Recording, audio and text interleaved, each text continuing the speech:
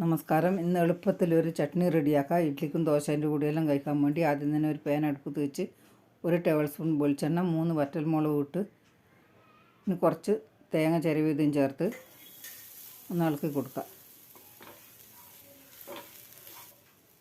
ഇനി ഒരു സവോള അരിഞ്ഞതും ഇട്ട് ഒന്ന് ഇളക്കി,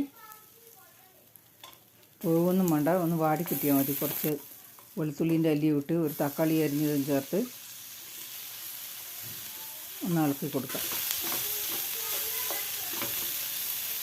ഉള്ളിയും തക്കാളിയും വാടി വന്ന് ഒരു പ്ലേറ്റിലേക്ക് മാറ്റി തണുത്തപ്പം മിക്സിൻ്റെ ജാറിലിട്ട് കൊടുക്കാം.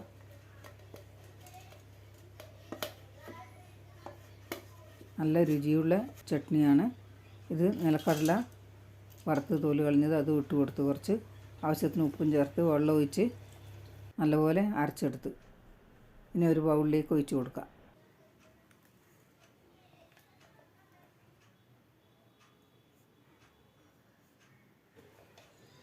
ബൗളിലേക്ക് ഒഴിച്ച് ഇനി അടുപ്പത്ത് ചീഞ്ചട്ടി വെച്ച് 1 ടേബിൾ സ്പൂൺ വെളിച്ചെണ്ണ വെച്ച് 1 ടീസ്പൂൺ കടുക്